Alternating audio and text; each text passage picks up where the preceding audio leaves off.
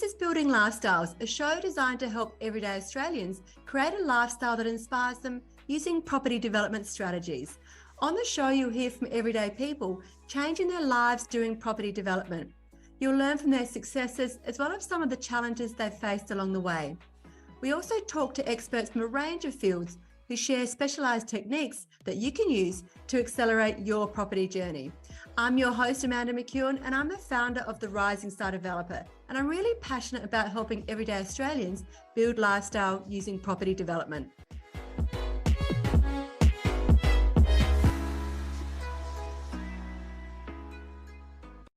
Your health is your wealth. In today's episode, I'm thrilled to welcome Robb Evans, a global fitness authority with 36 years of experience in health, fitness, and nutrition.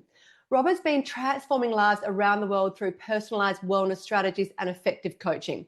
He's not only internationally published author and motivational speaker, but he also hosts his own popular daily podcast, The Mental Toughness and Body Show, with over 1,500 episodes under his belt, which is incredible.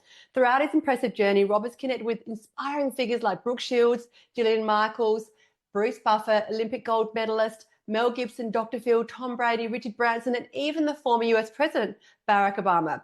Their shared experiences in building mental toughness highlight why it's essential, not just in fitness, but on our journey to property and wealth creation. So let's jump into this empowering conversation and discover how mental toughness can be your secret asset in building the lifestyle you desire. Welcome, Robb. Thanks for joining us today on Building Lifestyles. It's a pleasure to be here, Amanda. Thanks for an invitation to the show. Well, let's get straight into it. So, Robb, we actually share similar backgrounds, having not been born into wealth, but also starting our careers as chartered accountants. Can you share with the listeners what motivated you to move into the health and the mental wellness space? Boredom with the chartered accounting industry is probably the easiest way to say it. I guess, look, I had to make decisions around my future in, 1984. And I don't know, there was a lot of pressure back then. And so you had to pick a profession, and then pretty much what that was, you were going to stick with the rest of your life. I mean, it's very different now, but that was kind of the thing. And so I wasn't really good at many things. And the only thing that I was slightly better than average at, I thought, was numbers. And then it was like, okay, maths, how do you turn that into, I wasn't smart enough to be a mathematician. So I was like, then we did a business. I was thought, oh, maybe accounting. And so I went along that stream. And I went along and I did my Bachelor of Business in Accounting. Then I got a graduate placement at Coopers and Lybrand before they became PwC. And through that journey, I became a chartered accountant, and then wanted to get out of that culture. I didn't enjoy that environment. It just wasn't for me. So I moved over to Telstra. I was there for a couple of years in an accounting area, and that was boring as anything. Then I moved over to RACV, and I was there for 13 years. And because it's such a diverse organization, I went in as an internal auditor, and then, I just kept progressing through the organization. And I guess ironically, the last role that I had was my favorite role, but I knew that I could add more value to humanity, I guess, if you like, apart from just the work that I was doing. I liked it. I didn't love it. And I wanted to find something that I absolutely loved. And I don't know, I guess you don't really know what your pathway is going to be. And I never saw myself as a business owner. But I've been, now it's 37 years that I've been working out and looking after my own health and wellness. And through my journey as, a chartered accountant and so forth, I discovered that a lot of the people that I was having, the senior execs and board members and managing directors and stuff, they had this great lifestyle, it seemed, but they were all very, very unhealthy, and they didn't seem very happy either, but they'd become accustomed to that lifestyle, I suppose. And I thought, man, I think I can really have a greater impact on people by doing what I do now, which is working with most of the work I do is with their mindset, but their health, their wellness and so forth, to transform, I guess, other parts of their life, but I do it through health and wellness and fitness as well. And it's just it's so much more rewarding. So it was I've been doing it now. This will be my 16th year doing it full time. And just like you would know, when you really do something that you really love, it's just so fulfilling. And I think I got to that stage where the money didn't really matter anymore.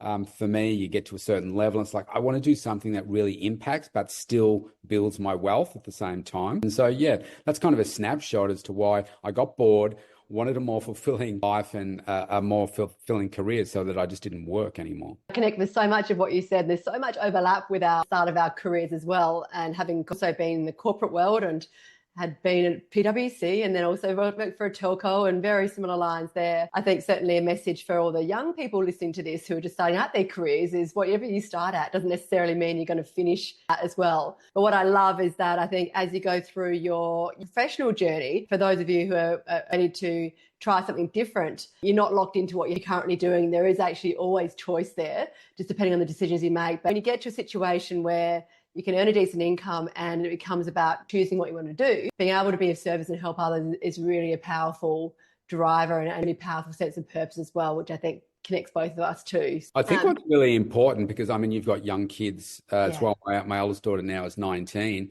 and just trying to teach them the values of work ethic. Yeah. And I always say to like people that have worked for me, whether it's corporately or in my business now, I say it doesn't matter if you don't see what you're doing right now as your dream job or what you want to do forever.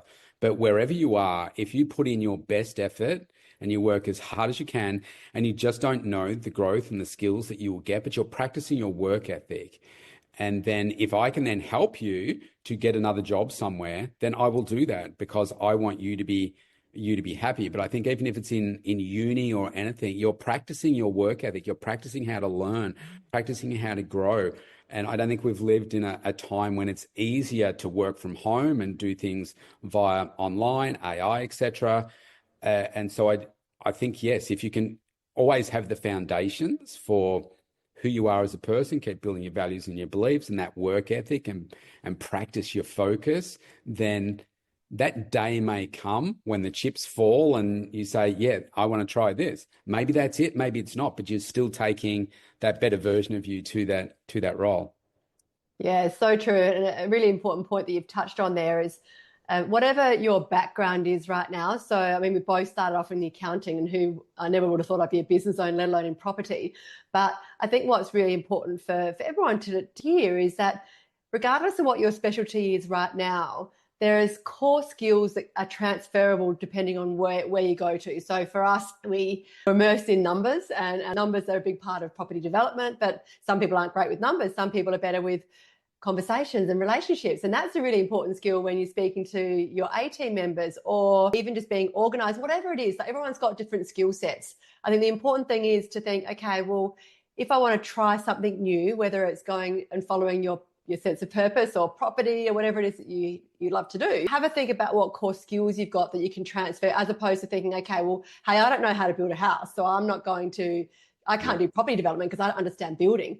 And gee, I didn't and still don't to the extent understand building, but that's why we have skilled people around us to do that. So yeah, I think it's really important for people, if the listeners can understand that wherever you are right now, you do have skills that are transferable. And it's just a matter of working out what they are and then taking chance on something new. Yeah, absolutely. Spot on. So let's get into, mental toughness. And it's interesting, I've got you in this podcast, and this podcast is about building lifestyle and predominantly property, but underpinning all that is really a lot of mental toughness. And that's one of the reasons why I wanted you to come onto this show. Firstly, mental toughness, but also I'm a big believer that your health is your wealth, because if you aren't healthy, then you're not going to have the energy and the motivation and that mental clarity to be able to make progress towards your wealth goals as well. So just if you can share with listeners, what does mental toughness mean to you? Well, it used to be one of my weaknesses. And going back to what you just said before, like if you don't feel like you're good at numbers or things like that, if you're not good at public speaking, most people are terrified of that. For me, one of my greatest weaknesses was mental toughness, and like being bullied as a young kid and just having a lot of issues in self-belief as I was younger. And the thought of speaking to you right now, if you had have asked me years ago, I was like, oh, no, I wouldn't do that. But now, like I've almost done 4,000 podcasts, and I was just determined to just get better. And rather than being scared of it, to make it a strength. And I guess there have been things along my journey. I mean, this is not really the place to be talking about this, but you know that I lost my daughter to anorexia in April 2023. And I mean, nothing in life can prepare you for the loss of a child. And I didn't know what I would do when, you know, when she did pass away, but I just found a way to find a greater meaning for why she wasn't here anymore.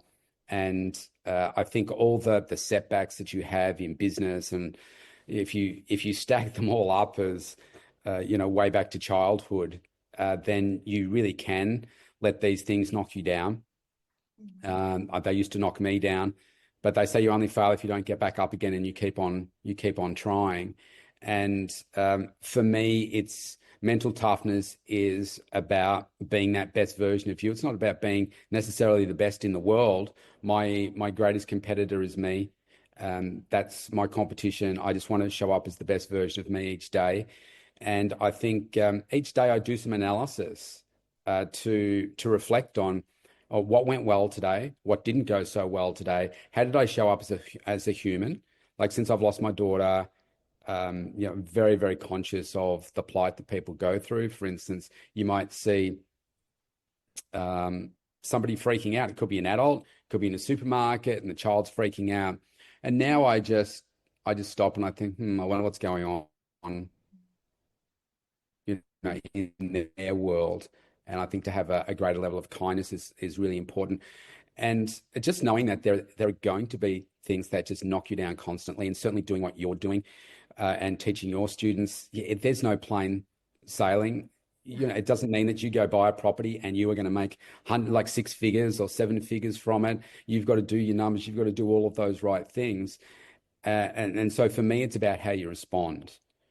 It's like, what's the greater meaning for the things that, like the failure, if you like, however you language it to yourself, the setback, the sadness, the emotion, because all of these things that happen, they end up in emotion in us. And you either feel angry, you're disappointed, you're sad, you're devastated, you whatever it means. But it's like, okay, now what? What does that mean to you? What are you going to do from this point? Because if you're going to, I think of it like the bullying situation. If somebody's going to bully you, are you going to let that bully win? Or are you going to rise above it and say, do you know what?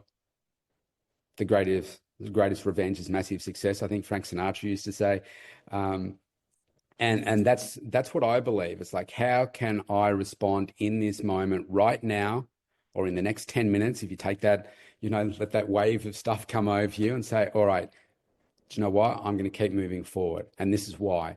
And here's the difference, which is why, you know, I love, you know, what you're doing, Amanda, and how you've transformed your own life and how you're transforming so many others now. It's like we want to work in that top 1%. And like you talk about health, and my goal for myself is to be in the top 1% of health for my age. Okay. And then whatever that means. I think if you can aim to be in the top 1% of whether it's wealth creation, like I think in Australia, it's like $420,000 a year of income puts you in the top 1% of wealth earners. It's not $1 million a year that people think. It's not as high as you think. It's still you know, the number's up there for a lot of people, but it's not as high as you think.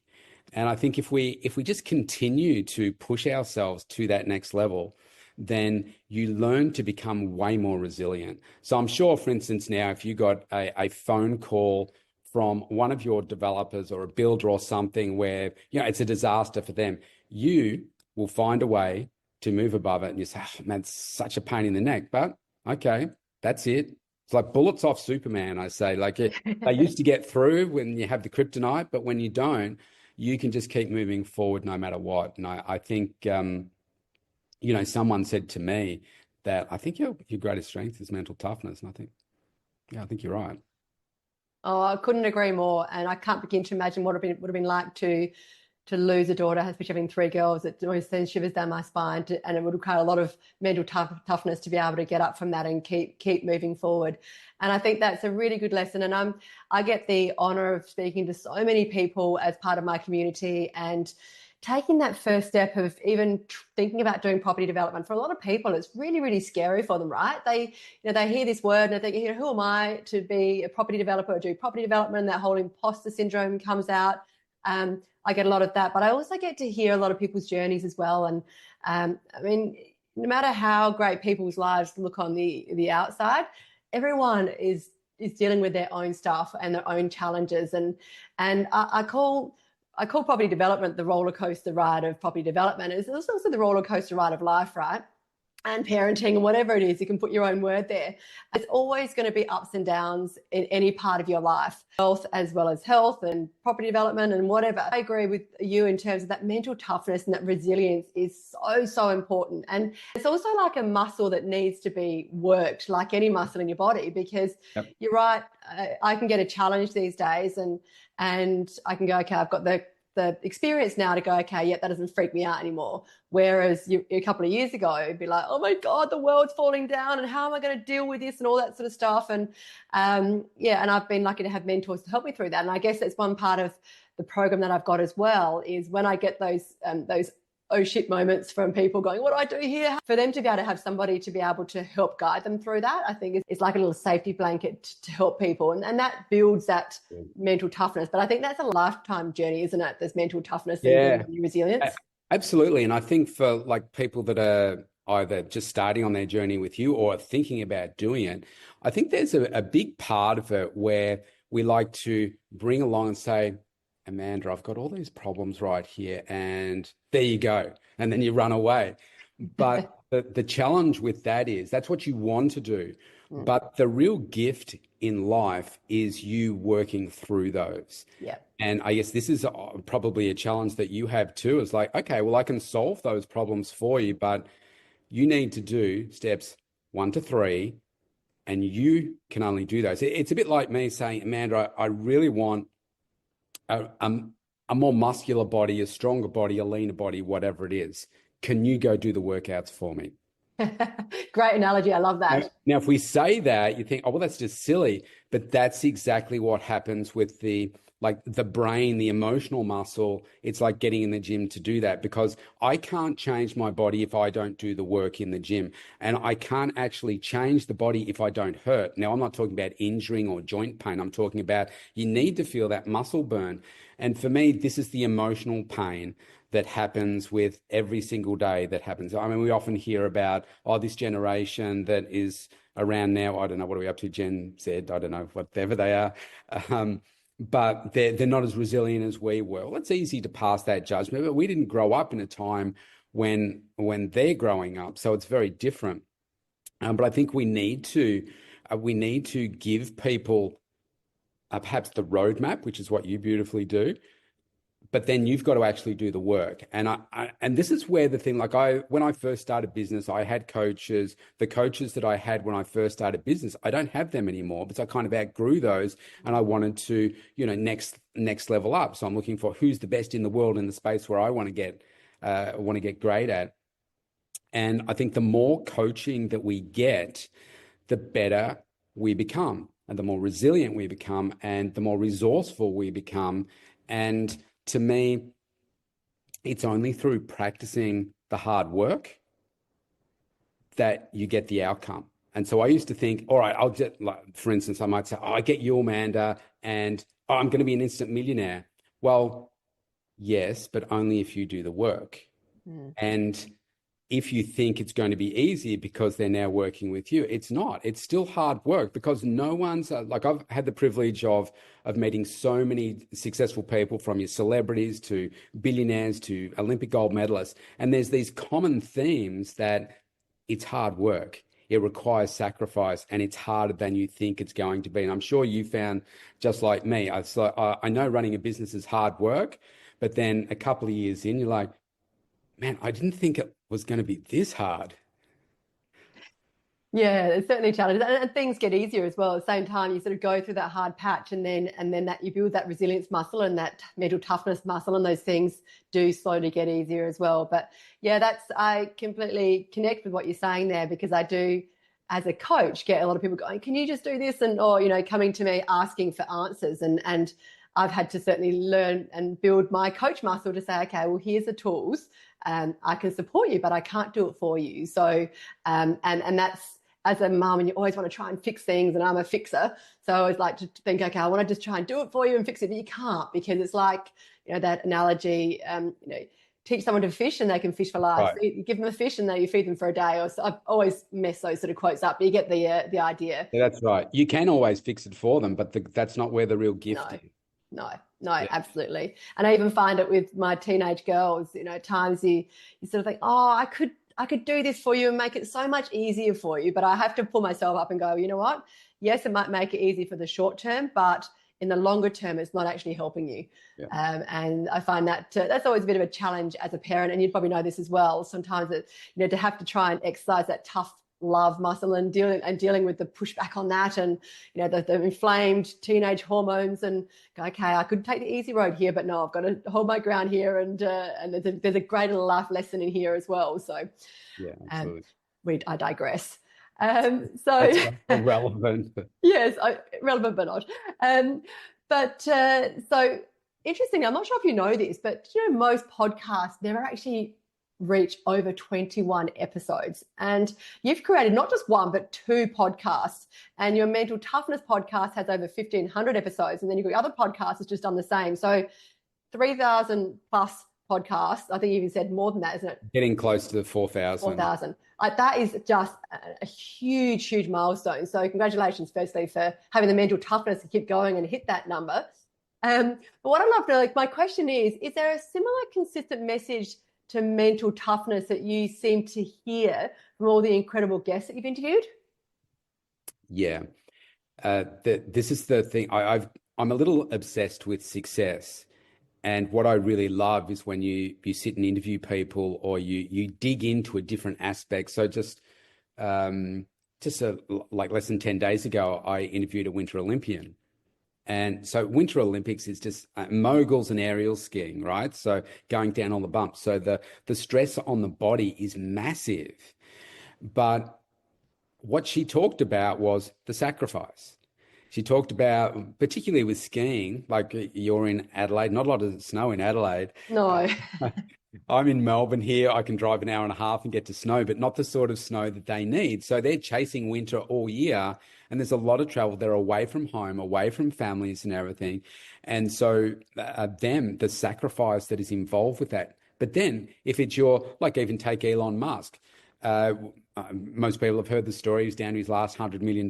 He slept on the factory floor of the rockets. And if that last rocket blew up, there'd be no Tesla, there'd be no anything, right? He'd be gone until he does the next thing. Everybody talks about sacrifice. Everybody talks about going without sleep, working harder than they've worked before. And I guess also having that hunger for success. And it's a bit like I've been fortunate enough to be interviewing Brooke Shields, but also being in the room to hear lots of others interviewed as well. And it's like asking them, what's your favorite movie? It's like, well, which is your favorite child? You can't pick. But what they're hungry for is the next one. I was like Tom Brady. He says, well, which ring? He's won 7 rings, more than anyone else. Which ring's your favorite? He says the next one. And because they're always building to that next thing. And I'm sure you can relate to this. It's like I've had a lot of success in my life, and it's like, like recently I won an Australia Day award, and it's like people saying, oh wow, what did you do to celebrate and everything? I'm like, I didn't do anything to celebrate. It's like, oh, that's what an honor. Now what? Yeah, as in like, what's next? Because you're always focusing on that next thing. Oh, you've just had a great development, made a good profit. Okay, what's next? What's that next one? And I think that's sort of what separates that top 1% I was talking about from everybody else. And it's absolutely being able to have that mental toughness. They all talk about, if you think that you could pick any successful person in sport and you think, wow, they've just had it's so easy. No, they haven't. Not one. They all talk about how they've learnt more from the failures than they have from the victories, and how it's changed them. It's just that you don't ask the questions to dig into the past. And so I think that's there's so many common threads around any successful person. It doesn't matter what field it is. Yeah, no, I definitely agree there. And there's another quote, and I'm so bad at quotes. I should write things down. It's like something around, 7 years to an overnight success. Like, there's, I'm Yeah. sure you probably know the quote. One day I'll get these quotes right, but anyway, you get you get the message.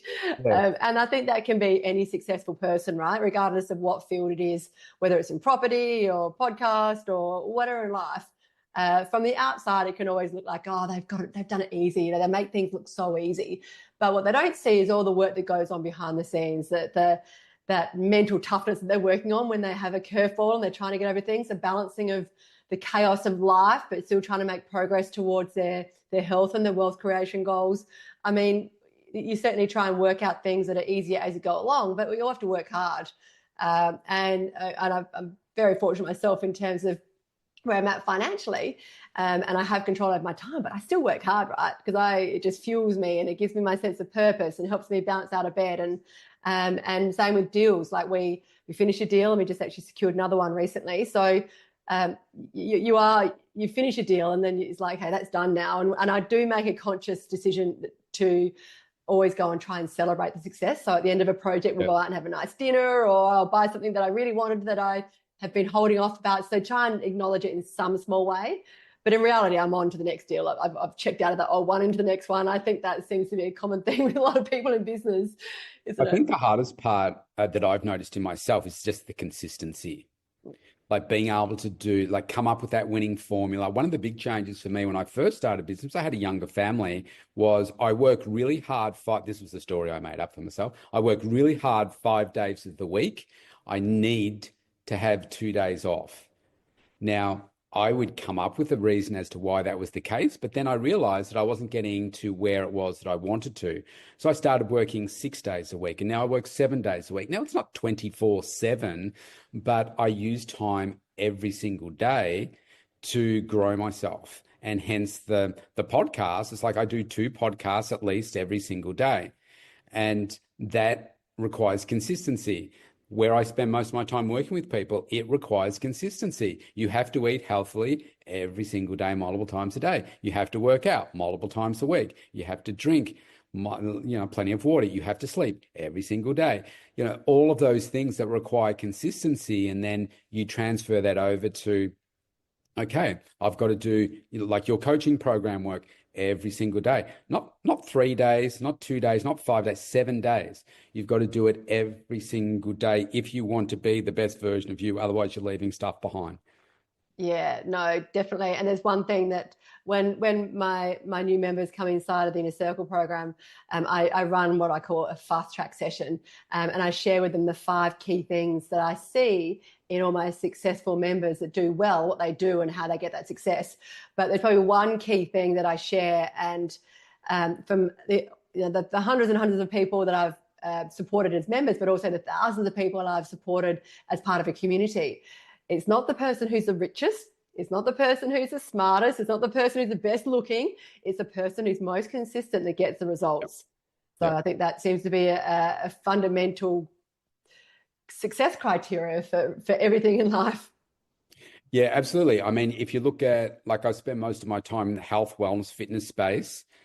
You can see what I look like. I'm like 5'5".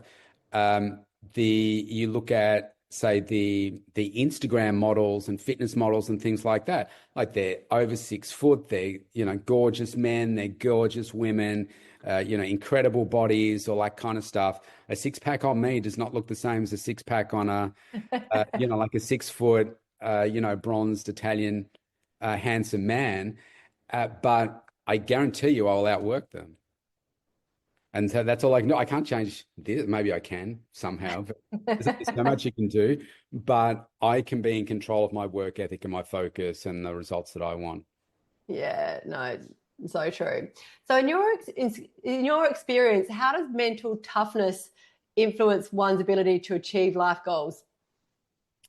Well, I think it comes back to what I just said before with the consistency. What I like is, so coming back to the health is wealth kind of thing, I look at, if I have 0 health, I'm dead. My energy at that level is 0.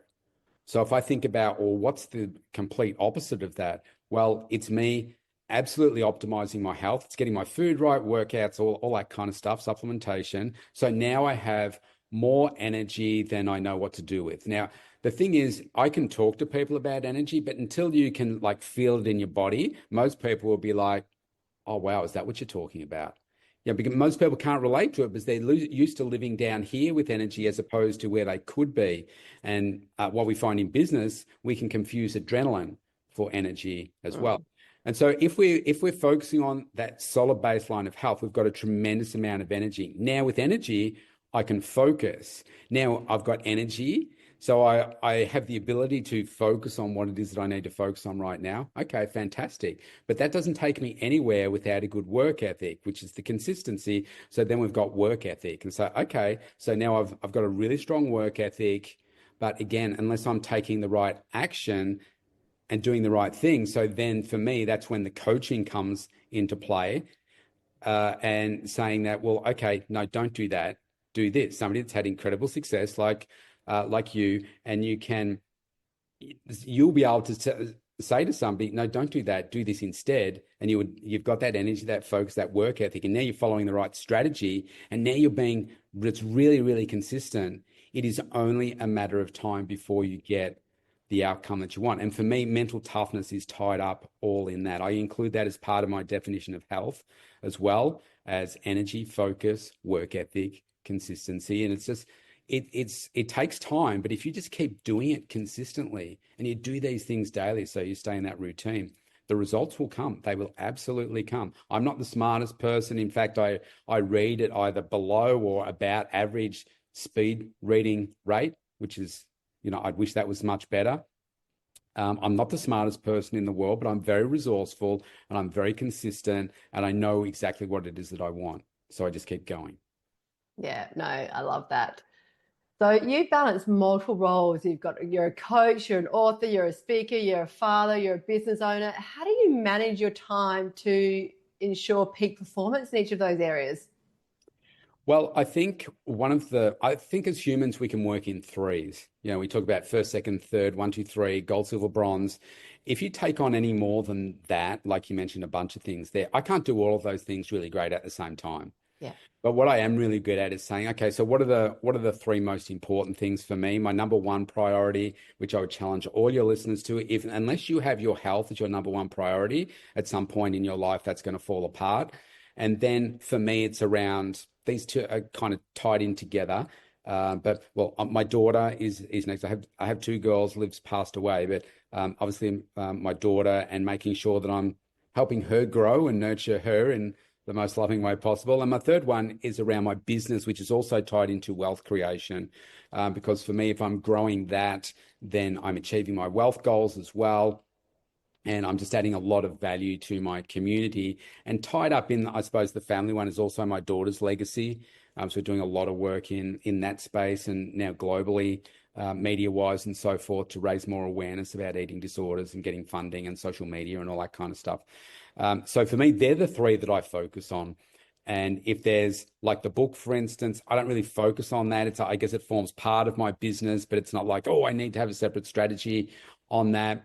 I think it's like I said before about sacrifice. You can't do it all at once, but pick the three that are most important to you and just go for them. And so I just balance my time. Again, it comes back to my health. If I don't have the energy, I can't do all of those really well. I can't optimize myself. I use AI a lot to help me become a better human. I journal with AI, have conversations with AI multiple times a day. At the end of the day, I take time, even if it's 15 minutes, to download my thoughts and to analyze the day and reflect on what I'm doing tomorrow and how do I just get better every day. That's my modus operandi, if you like. How do I do it better tomorrow? Yeah, I love that. That's continuous self-improvement. It's amazing. So yeah, and I agree with you. Number one, if you look at your values, your health should always be your number one value, because your health is your wealth. Because if you don't have your health, you're not going to have the energy to create the wealth or be able to be the best version of yourself. Or you're going to leave all the wealth behind. Yeah, exactly. You don't want to be the richest person 6 foot under, that's for sure. Right. So reflecting on your extensive experience, what common challenges do you see for people that are striving for optimal health, and how do they overcome that? So I think the biggest challenge is that people don't come up with a graded definition of what their health means to them. So for instance, I'll use a couple of examples. If I'm talking to somebody that has told me that they've had a lifelong struggle. Now, we know statistically that in Australia and the US, about 70% of our populations are either overweight or obese, meaning that clearly there's either some existing health challenges or there will be future health challenges. So if I have somebody that presents like that and I get them to tell me about what their story is and so forth, normally they've had lifelong battles with weight, et cetera, et cetera. And I say, so, what is it that you really want? And they might say, oh, I just want to feel better. If I lost some weight, that would be good.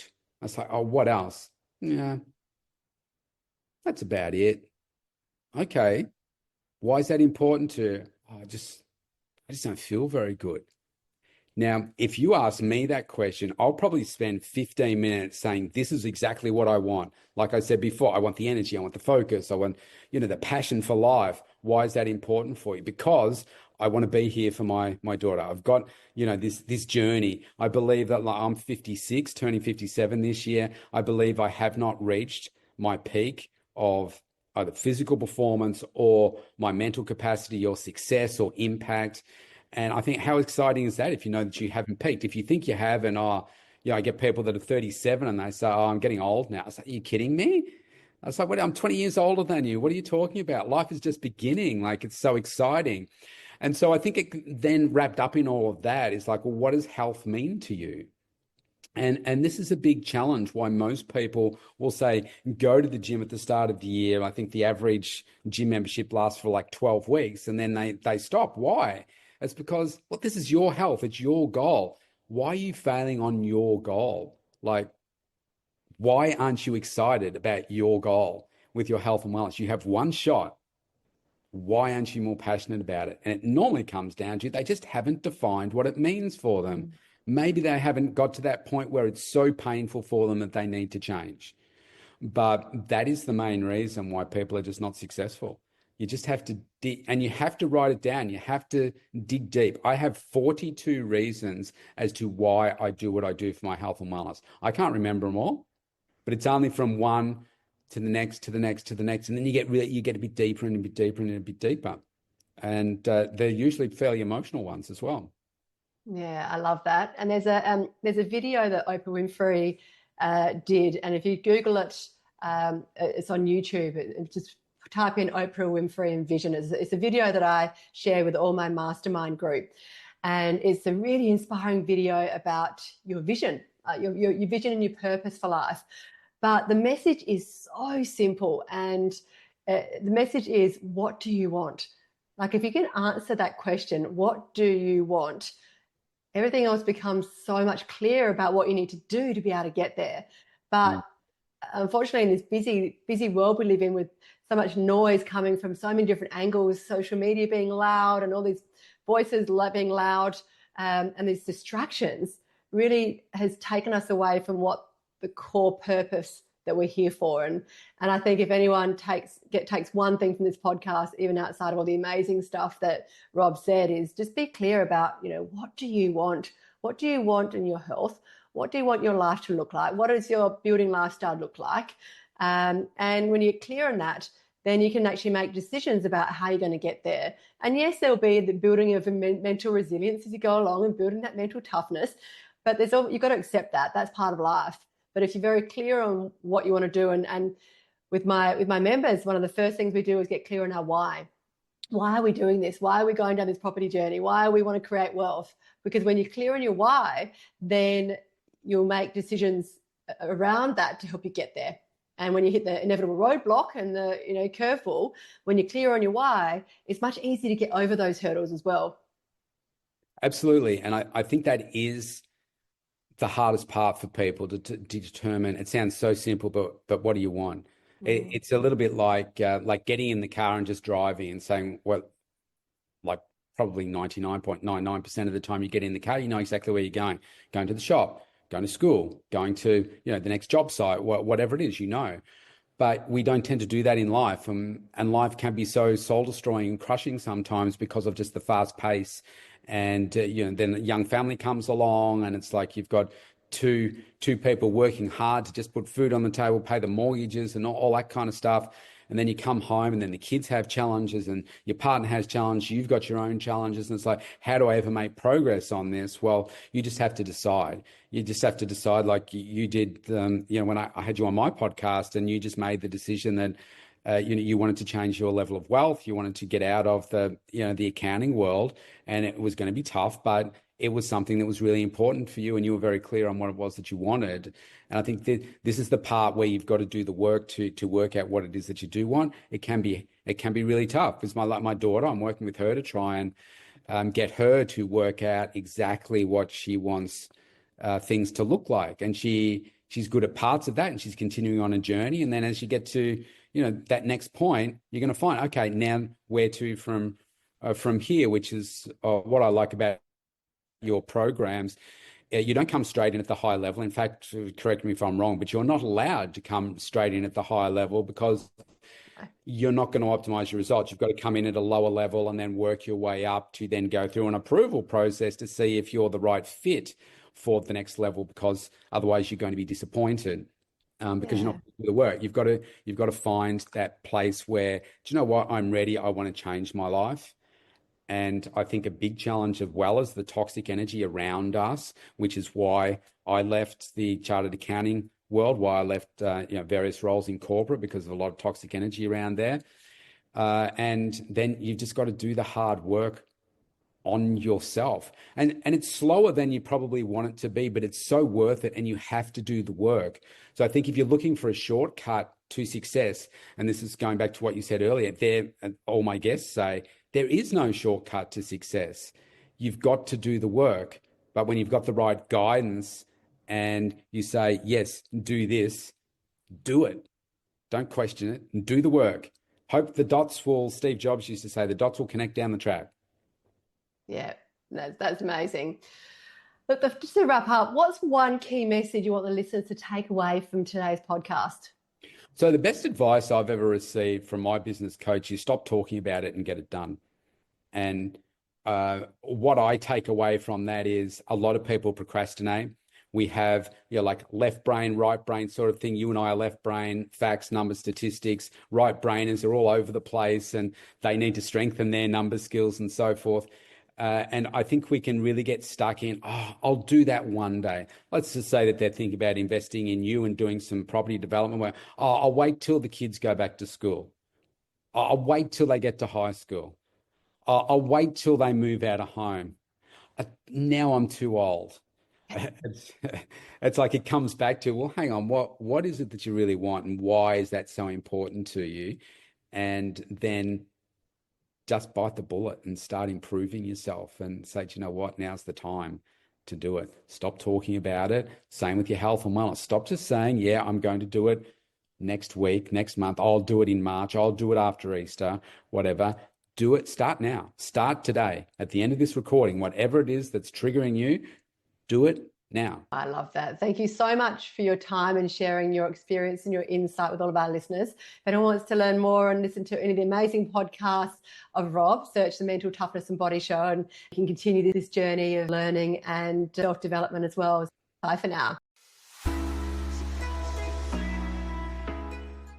Thank you so much for listening. This is Building Lifestyles, a show designed to help everyday Australians create a lifestyle that inspires them using property development strategies. This podcast was produced by the Rising Star Developer. We've been helping Australians realise their financial and lifestyle goals since 2020. We play a pivotal role in educating, supporting and celebrating the goals and successes of our students and our community. To find out how we can help you realise your property, wealth and lifestyle goals, head to our website www.risingstardeveloper.com.au. To make sure you don't miss an episode of Building Lifestyles, be sure to subscribe to and follow the show in your favourite podcast app. And while you're there, leave us a 5-star review as it really helps others find the show. I'm Amanda McEwen and we'll be back next episode with more tips on how you can build your lifestyle.